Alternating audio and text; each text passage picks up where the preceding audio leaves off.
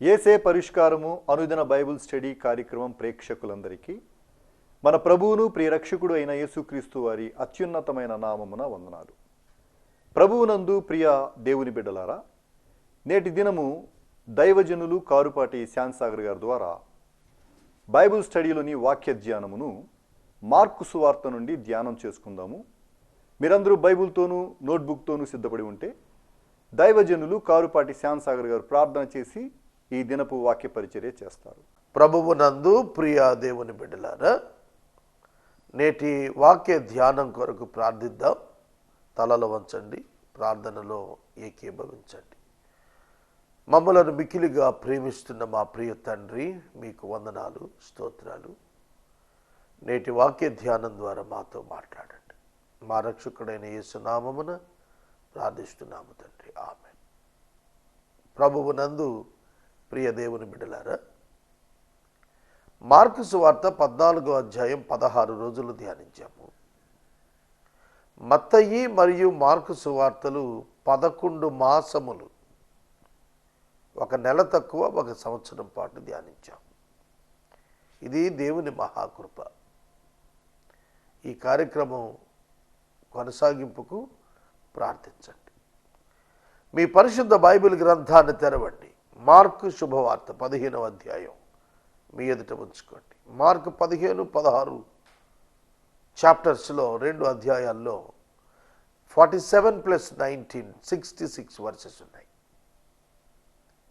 ఈ వాక్య ధ్యానం మనకు దేవుడు తన ఆత్మచేత అనుగ్రహించునుగా. మొదటి వచనం చదువుతాను, చూడండి. ఉదయము కాగానే, and as soon as it was morning. ప్రతి పదంలో ఆలోచించాల్సినవి ఉన్నాయి. ఉదయము కాగానే, ఉదయము కాగానే, ఇది ఈ వచనం ప్రారంభపు మాటలోనే ఒక ఆలోచించవలసినటువంటి సమయం ఉన్నది. ప్రధాన యాజకుడును, పెద్దలను, శాస్త్రులను, మహాసభ వారందరూ కలిసి ఆలోచన చేసి యేసును బంధించి తీసుకుని పోయి పిలాతునకు అప్పగించింది. ఈ వచనం నేను విడివిడిగా విడమర్చి చదివాను. As soon as it was morning.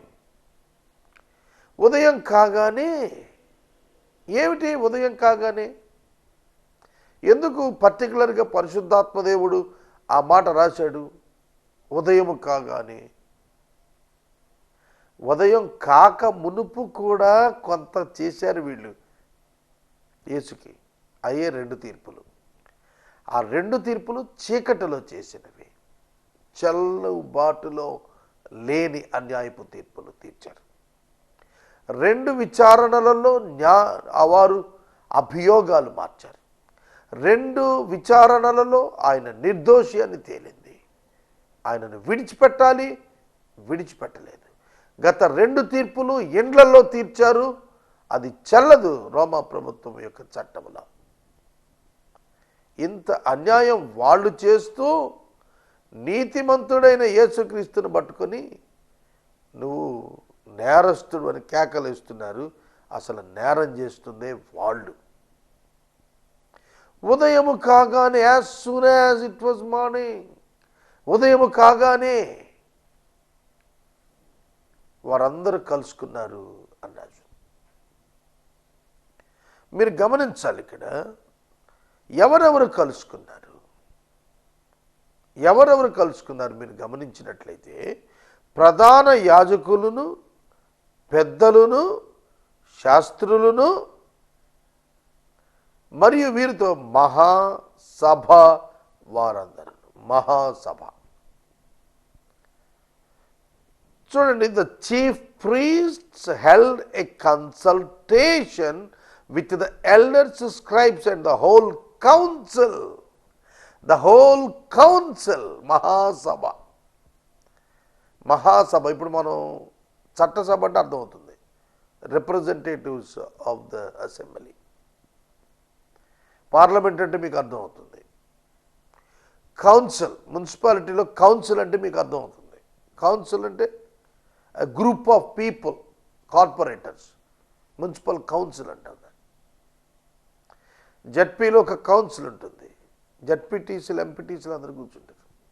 అంటే elected body or nominated body on behalf of the whole people. చూడండి, ఇక్కడ ఒక తీర్మానం చేస్తున్నారు. ఒక సొసైటీలో, సొసైటీ అంటే సమాజంలో కాదు నేను చెబుతుంది, ఒక సంస్థలో, ఒక రిజిస్టర్డ్ బాడీ ఉన్న సొసైటీ ఆర్గనైజేషన్లో ఒక డెసిషన్ తీసుకోవాలంటే తీర్మానం చేయాలి. యేసుక్రీస్తు ప్రభువును పిలాతు దగ్గరకు తీసుకుని వెళ్ళటానికి ముందే తెల్లవారగానే, ఉదయము కాగానే అన్న పదం ఇంగ్లీష్లో చాలా బాగా రాశాడు. యాజ్ సూన్ యాజ్, అవ్వగానే, ఇమీడియట్లీ, రైట్ ఇమీడియట్లీ. అంత తెల్లవారుజామున వెలుగు రేఖలు ఉదయించగానే గ్యాదర్ అయిపోయారండి. ఇంత పొద్దున్నే అంటే it's nothing but emergency meet. Emergency meets ఉంటాయి కొన్ని, అత్యవసరమైన భేటీలు అంటారు వీటిల్ని, సమావేశాలు. అంటే ఒక బలమైన నిర్ణయం తీసుకోవాలంటే అత్యవసర సమావేశం నిర్వహిస్తాడు. ఇమ్మీడియట్గా కాల్ఫర్ చేస్తారు సభ్యులందరినీ కూడా. ఏదైనా ఇంపార్టెంట్ డెసిషన్కి వెళ్ళాలి అంటే కనుక ఇమ్మీడియట్గా మీటింగ్ కాల్ఫర్ చేస్తారు. అలా మీటింగ్ కాల్ఫర్ చేశారు. కౌన్సిల్ అందరూ వచ్చేసారు, మహాసభలో ఉన్న సభ్యులందరూ కూడా వచ్చేసారు, శాస్త్రులు వచ్చారు, పెద్దలు వచ్చారు, ఎల్డర్స్ వచ్చారు, ప్రధాన యాజకులు వచ్చారు. వీళ్ళందరూ కూర్చొని ఆలోచన చేసి, కలిసి ఆలోచన చేశారు. కలిసి ఆలోచన చేశారు. ఏమిటండి ఆలోచన? ఏమిటి కలుసుకోవటం? నేను మీకు మనవి చేస్తున్నాను, మీరు ఇతరులతో కలుసుకొనుట, ఆలోచన చేయుట, పాపము చేయుటక, హత్య జరిగించుటక, కుట్ర జరిగించుటక, నీతి మాలినది జరిగించుటక జాగ్రత్త, మీరు తీర్పులోనికి వస్తారు. ఇక్కడ గ్యాదర్ అయిన వాళ్ళు, ఇక్కడ కూడుకున్న వాళ్లకు ధర్మశాస్త్రం తెలుసా తెలియదా? నా ప్రశ్న మీకు. నా జవాబు అయితే ఖచ్చితంగా తెలుసు. ధర్మశాస్త్రం తెలుసు, చట్టం తెలుసు. కాబట్టి ఏం చేయాలి? కౌన్సిల్లో చర్చ మొదలైంది. ఏమిటా చర్చ? ఏమిటో చెప్పనా ఆ చర్చ? యేసు మీద అప్పటి వరకు మోపబడిన నేరాలపైన చర్చ, అభియోగాలపైన చర్చ. ఆలోచన చేశారు. ఏం ఆలోచన చేశారు అది మనం ఆలోచించాలి. ఏమి ఆలోచన చేస్తే తర్వాత వచ్చింది. పిలాతు దగ్గరకు బంధించి ఉన్నట్టుగానే తీసుకెళ్లారు అంటే the decision was over. The made the decision. నిర్ణయం తీసుకున్నారు ఏమిటంటే పిలాతు దగ్గర తీసుకెళ్ళాలి అని. ఎందుకు ఆ నిర్ణయం తీసుకున్నారు అనేది మీ ముందుకు తెస్తున్నాను. ఎందుకు ఆ నిర్ణయం తీసుకున్నారు? వారు కలిసి ఆలోచన చేయాల్సిన అవసరం ఏమొచ్చింది? వాళ్ళు ఆలోచన చేయాల్సిన అవసరం ఏమొచ్చింది? అంతగా తలబాదుకుని థింక్ చేసి యునైట్ అయ్యి చర్చించాల్సింది ఎందుకు వచ్చింది? ఎందుకు వచ్చిందంటే యేసు మీద మోపబడిన మొట్టమొదటి నేరం అన్న అడిగిన మాట, నీ బోధ ఏమిటి అని అడిగాడు. మంచిదే అభియోగం. ఏమయ్యా నువ్వు ఇష్టం వచ్చినట్టు బోధిస్తున్నావు అంటే, ఏం బోధయా నువ్వు చెప్తాను. యేసు దానికి ఇచ్చిన జవాబు ఏమిటంటే, నేను బహిరంగంగానే బోధించాను, రహస్యంగా నేను ఎప్పుడు బోధించలేదు.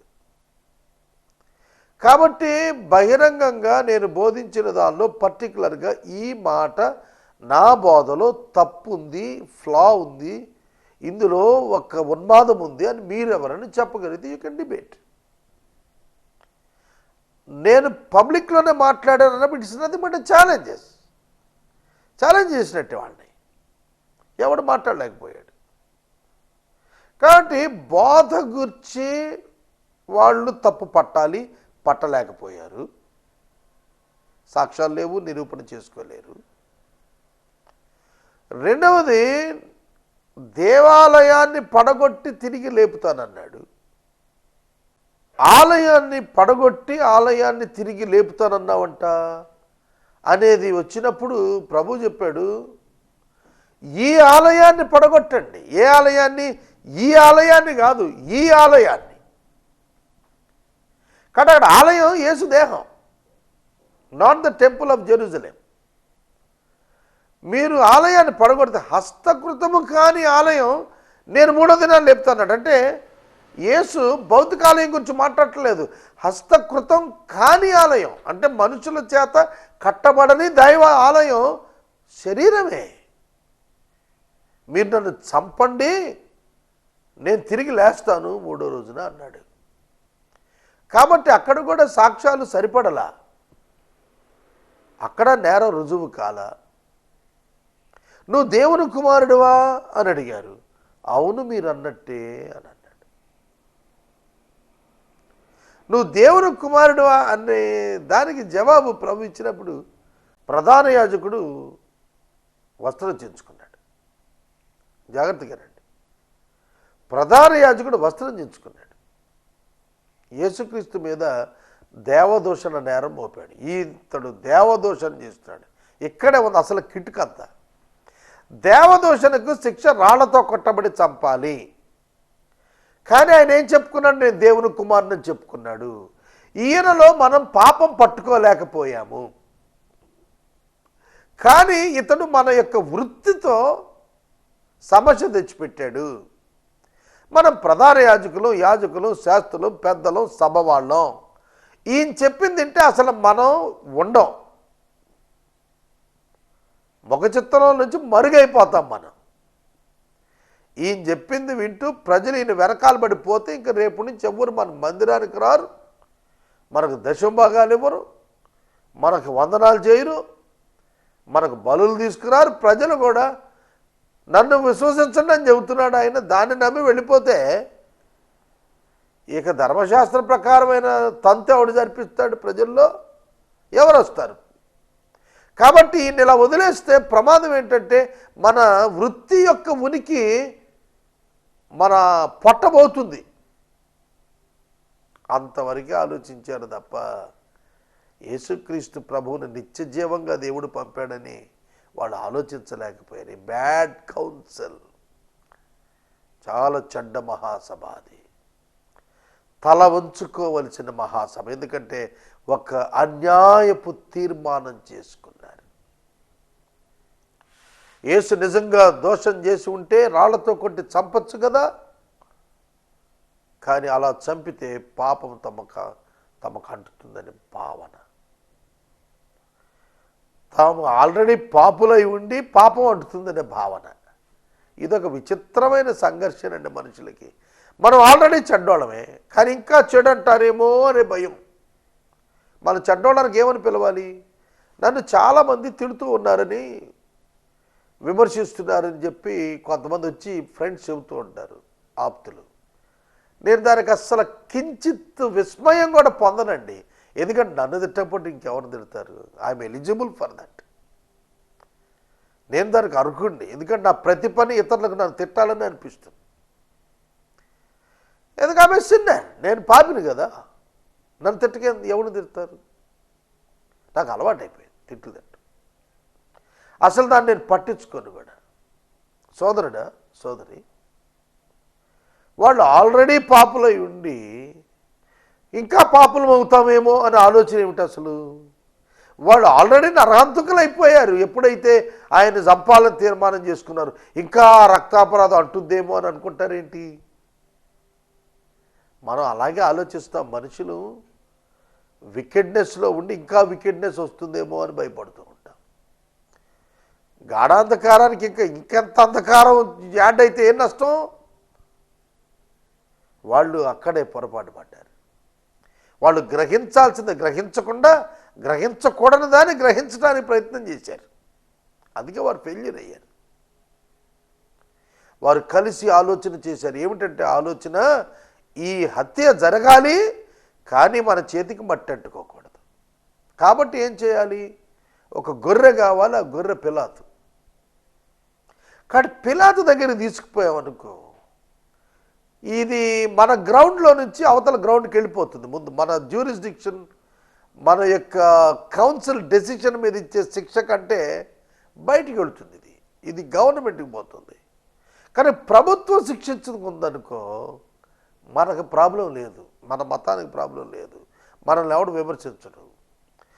వాళ్ళకి అప్పచెప్పేశాము, వాళ్ళు గవర్నమెంట్ వాళ్ళు అభియోగం కైసర్కి వ్యతిరేకంగా ఉంది కనుక ఆయన చంపేశారు అని వాళ్ళ మీద తోసేయాలి. ఇప్పుడు ఇదండి వీళ్ళు చేసిన ఆలోచన.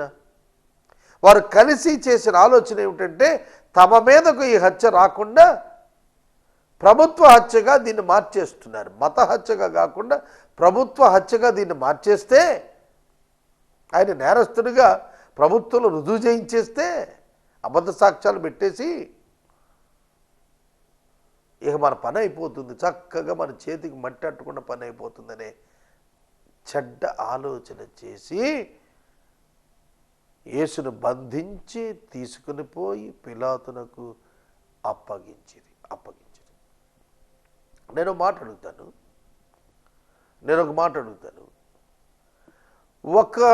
ఒక కోర్టులో ఒక వ్యక్తిని దోషిగా నిలబెట్టాలి అంటే that person must be arrested first. ఎవరు అరెస్ట్ చేయాలి? Police should arrest, not the people, not others.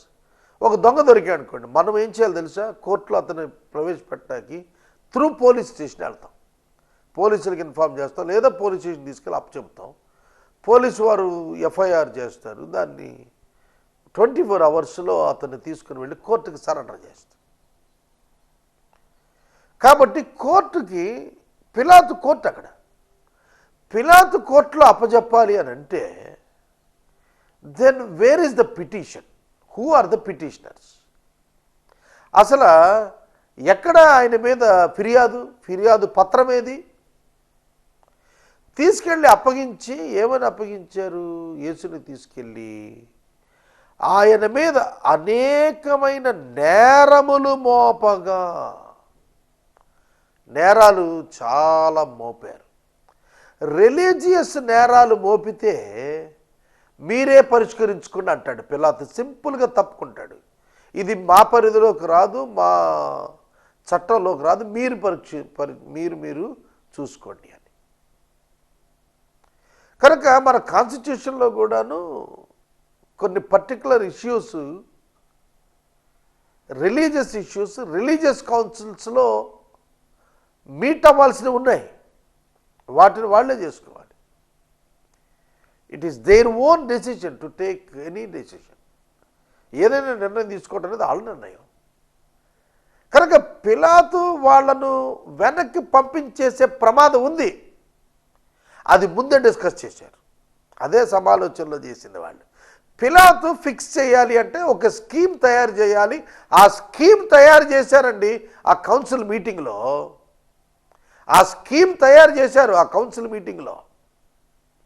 యేసును ఆ పిలాతుకు అప్పచెప్పినప్పుడు ఏ నేరాలు ఫ్రేమ్ చేయాలి, ఏ నేరాలు ఏ సెక్షన్స్ పెడితే ఎట్లాంటి శిక్షలు పడతాయి, అవన్నీ కూడా విచారణలో వీగిపోకుండా ఉండటానికి ఏమి ప్రణాళిక కలిగి ఉండాలి. ఒకవేళ ఈ మాట అంటే ఏమనగాలి, ఈ మాట అంటే ఏమనగాలి. ఎంత అడ్వాన్స్ థింకింగ్గా తెలుసా? కనుక లీగల్ పీపుల్, ఈ లాయర్స్ అంటారు చూశారు, వాళ్ళు అంచనాలు వేస్తారు. ఒక కేసు టేకప్ చేసిన వెంటనే కూర్చొని తన గదిలో కూర్చొని వీడి జవాబు చెప్తే జడ్జి వివరణ అడిగితే దానికి ఏ జవాబు చెప్పాలి, అతికినట్టు అబద్ధం చెప్పాలి. కాబట్టి వాడికి ట్రైనింగ్ ఇస్తాడు. ఎక్యూజ్డ్ పర్సన్కి ఆ యొక్క వకీలు ఏం చేస్తాడంటే, నిన్ను ఈ ప్రశ్న అడుగుతాడరా ప్రతివాది వకీలు, అడిగినప్పుడు ఈ జవాబు చెప్పితే వాడు తప్పించుకుంటాడు. నువ్వు ఈ జవాబు చెప్తే ఇంకో ప్రశ్న అడిగితే దానికి ఈ విధంగా చెప్పాలా అని చెప్పి ట్రైన్ చేస్తారు. సాక్షులను ట్రైన్ చేస్తారు. మిమ్మల్ని ఈ ప్రశ్న అడిగితే ఇంతవరకే చెప్పండి, ఇంతే తెలుసని చెప్పండి అని చెప్పి ట్రైన్ చేస్తారు. అలాగా ఆ రోజున కూడా 2000 సంవత్సరాల క్రితం కూడా మానవ మనస్సు ఇదే నేను చెప్పాలనుకుంది. Same scheming, scam escape training. అబద్ధ సాక్ష్యాలు చెప్పే ట్రైనింగ్ ఇవ్వటం, విచారణను విశ్లేషించి దాన్ని బోల్తా కొట్టించి పని పబ్బం గడుపుకోవటం, ఒక హంతకుడిని నరహంతకుడిని నిర్దోషిగా బయటికి తేటం, ఒక నిర్దోషిని హంతకుడిగా రుజువు చేసి శిక్షకు పంపటం, ఈ రెండింటిని గుర్చిన సమాలోచన జరిగినటువంటి ఆ మహాసభ ఎంత దౌర్భాగ్యమైనదో ఒక్కసారి ఆలోచన చేయండి. ఒక మనిషిని నశింప చేయటం కోసం చేస్తున్నటువంటి యత్నం ఎంతకీ హర్షణీయం కాదు. ఒక మనిషిని ఆశీర్వదించడానికి, అభివృద్ధి చేయడానికి చేసేటువంటి యత్నం, ఆలోచన అది సఫలమై తీరుతుంది. అది దేవునికి ఇష్టమైనటువంటిది. పిలాతు దగ్గరికి ఆయనను బంధించి తీసుకెళ్లాల్సిన పని ఏమిటి? ఆయన ఎవరిని విడిపించుకోవటానికి వచ్చారా? ఎవరు లేరే. ఆయన పారిపోతున్నాడు, ఎవరు లేరే. వాళ్ళు ఏంటంటే పారిపోతాడేమో, వాళ్ళ మనసు అది. ఒకవేళ ఒక ముద్దాయి తాను పోలీసుకు సహకరించి రిమాండ్లో సెంట్రల్ జైలుకి వెళ్ళటానికి ఇష్టపడినా కోర్టు నుంచి సంఖ్యలు వేసి తీసుకెళ్తారు. సంఖ్యలు లేకపోతే పారిపోతాడేమో, అది వాళ్ళ అవగాహన. ఒకవేళ ముద్దాయి స్థిరంగా నిర్ణయం తీసుకుని విధేయతతో వాళ్ళ వెనకాల నడిచెళ్ళటానికి ఇష్టపడినా దాన్ని నమ్మడు, తీసుకెళ్ళేవాడు దాన్ని నమ్మడు, అందుకనే బంధించి తీసుకెళ్తాడు. ఇక్కడ వారి దృష్టిలో ఇంకా యేసు తప్పించుకుంటాడనే, కానీ యేసు అప్పగించుకుంటున్నాడని ఇంకా వాళ్ళకి ఎందుకు అర్థం కాలేదు? ఇది నా ప్రశ్న. మాట్లాడుతున్నాను, గ్రహించండి. యేసు తనను తాను అప్పగించుకుంటున్నాడు అని ఎందుకు అనుకోవటం లేదు వాళ్ళు? మనం చాలా డీటెయిల్గా ఆలోచిస్తున్నాము. యేసు మీద నేరారోపణ ఎన్ని చేసినా యేసు నోరు తెరిస్తే పిలాతు కూడా శిక్ష విధించలేడు. తెలుసునా మీకు? మీరు ఎన్ని అబద్ధ సాక్ష్యాలు చెప్పండి, ఎంత చక్కటి వకీళ్ళు ఎదురుగా పెట్టండి, ఒక వ్యక్తి సత్యాన్ని సత్యంగా చెప్పగలిగితే judge cannot give the judgement against to him. ఇవ్వలేడు, తీర్పు ఇవ్వలేడు. యేసుక్రీస్తు ప్రభు అన్న నోరు మూయించినట్టు, కైప నోరు మూయించినట్టు పిలాతు నోరు మూయించడం ఆయనకి సమస్య అంటారా అసలు? కాబట్టి యేసు తనను తాను అప్పగించుకుంటున్నాడు అనేది అర్థమవుతుందా? పిలాతు యొక్క క్వశ్చన్స్ నేను రేపు చెప్పినప్పుడు చూస్తాను. పిలాతు కూడా అదే కన్ఫ్యూజన్ వచ్చింది. ఏమిటయ్యా, నిన్ను నువ్వు రక్షించుకోవడానికి ప్రయత్నం చెయ్యు, నిన్ను నేను వదలాలి అంటే నువ్వు ఆన్సర్ చెప్పాలి కదా. చెప్పలేదు ఆయన. నిన్ను నేను విడిచిపెట్టాలి అంటే నువ్వు జవాబు చెప్పాలి కదయ్యా. ఆయన మౌనంగా ఉంటాడు. ఏమని జడ్జిమెంట్ ఇవ్వగలుగుతాడు? ఇక్కడ చూస్తే నేరాలు ఎక్కువైపోయినాయి, సాక్ష్యాలు ఎక్కువైపోయినాయి, నువ్వే మాట్లాడమేంటి? ఆయన మౌనంగానే ఉన్నాడు. అప్పుడైనా అర్థమవుతుందా అక్కడున్న పిలాతుకు కానీ మిగతా వారికి యేసు తనను తాను అప్పగించి చేసుకుంటున్నాడు అని? అలా నుంచొని ఉన్నాడు అంతే. అన్యాయపు తీర్పులు జరుగుతున్నాయి, వింటున్నాడు, చూస్తున్నాడు, మౌనంగా ఉండి అలాగే భరిస్తున్నాడు వాటిని. He decided to die for people. He decided to bear the sin of the humanity on him. అందుకు యేసును బంధించి వాళ్ళు తీసుకెళ్తుంటే, పిలాతు దగ్గరకు తీసుకెళ్ళి అప్పగిస్తుంటే యేసు మౌనంగానే పెడుతున్నాడు. నేను మొదట వచ్చినాను చెప్పాను, సమయం పూర్తయిపోయింది. రేపటి దినం రెండో వచ్చినాం పిలాతు దగ్గర జరిగినటువంటి సంభాషణ గురించి నేను మాట్లాడతాను. సోదరుడా, సోదరి, మీరు ఎప్పుడైనా కుటుంబంలో కానీ స్నేహితులు కానీ కలిసి చెడ్డ ఆలోచనలు చేసే అవకాశం వస్తే, అవసరం వస్తే, avoid that and leave the place. Don't involve in that incident. Be careful. తీర్పు దినాన అది బయటికి బహిరంగంగా ప్రభు తెచ్చి మిమ్మల్ని ప్రశ్నించినప్పుడు నరకాన్ని పంపిస్తాడు. కనుక నేను మనవి చేస్తున్నాను, be careful about your fellowship, friendship and decision making. దేవుడు మనతో ఉన్నాడనే భయంతో మనం నిర్ణయాలు తీసుకోవాలి. దేవుడు చూస్తున్నాడు అనేటువంటి తలంపుతో మనం మాట్లాడటం నేర్చుకోవాలి. నేను ఈ మాటకు లెక్క చెప్పాలని చెబుతూ మనం దేవుని ఎదుట నిర్దోషంగా బ్రతకాలి. మనిషి ఎదుట మనిషి మాట, మనిషి వెనక మనిషి మాట చెప్పిన వాడు తీర్పుకు గురవుతాడు. జాగ్రత్త. ప్రార్థిస్తాను.